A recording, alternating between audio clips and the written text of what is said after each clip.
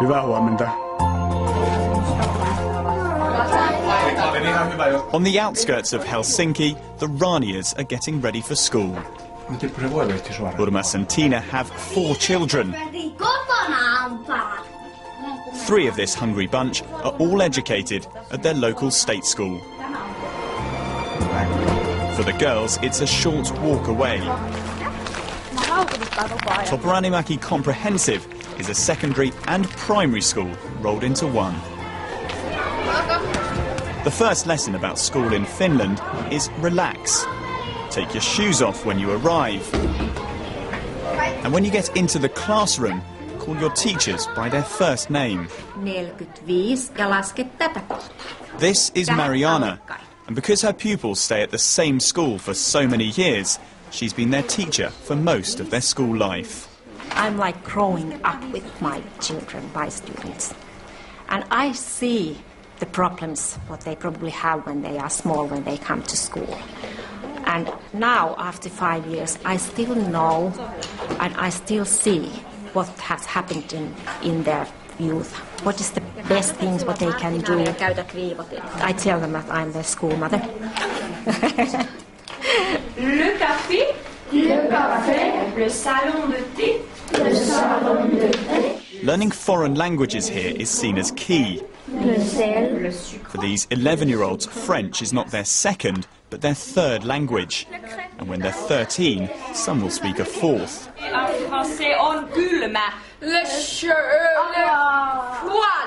But in Finland, success is not measured by winners and losers. Learning is more like a team game. The best and worst pupils in any subject are taught together. Controversial maybe, but something they say works. It's very important to have everyone in the same class, but of course that creates a problem every now and then, because there are some that are really, for instance in English, they're fluent in English, they're very good, and then there are some that need special attention, but of course we try to give that to them. Giving pupils extra help is standard practice. In this class there are 3 teachers. Anna and Sunny teach a double lesson. Marvi just works with those who struggle. And it's the teachers here that would make any education secretary go green with envy. They're the key ingredient why in a subject like science the Finns score so high. Teachers all have to complete a master's degree. Trust is important here. In PE, the kids head off unaccompanied for a long cross-country ski. And their effortless ease in achieving quality education is shown off by one statistic.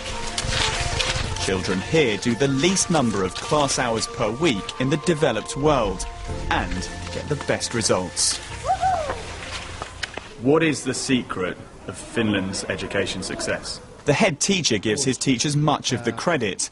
But another reason is the T word again. Trust, this time in him. Nobody outside is saying that you have to do like this or like that.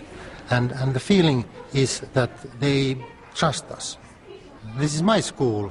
It's not the politicians' schools. In countries like the UK and the US, education is built around the idea of competition. Some schools will succeed and some won't. Incredibly though, the results at this school in Helsinki are virtually the same as any other school in Finland. And that means there's no such thing as a failing Finnish school. Finland's success has kick-started a kind of education tourism. More than 100 foreign delegations visited last year. But the woman in charge admits there's still room for improvement. The Finnish system, it supports very much those pupils who has learning difficulties, but we have to pay more attention also for those pupils who are very talented. And now we have started a pilot project about it also, that how to support those pupils who are very gifted in some areas. We called on one of the country's biggest success stories. What do Finnish businesses want for the future? For the Finnish mobile phone giant, it's about maintaining high standards in the core subjects and consistency across the workforce. What we want the education system in Finland to continue doing is to keep a very good level in mathematics, science and technology-related subjects. Being in a classroom with less talented people, it makes you, as a talented pupil, able to teach the other ones, to work in a group with different kind of people and to accept diversity. So back to the Ranias and the youngest in their family.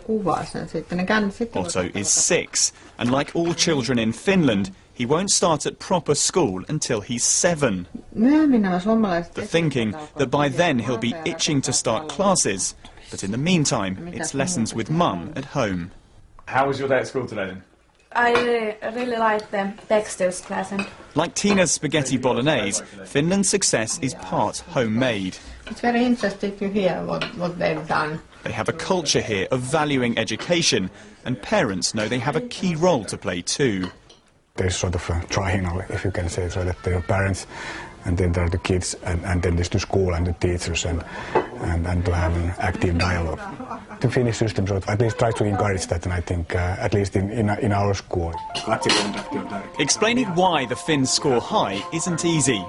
Unlike other European countries, Finland has very little immigration. So when pupils start learning, language isn't a problem. But their system's success is built upon the idea of less can be more. When you have relaxed schools, free from politicians, where nobody gets left behind. Hyvää yötä.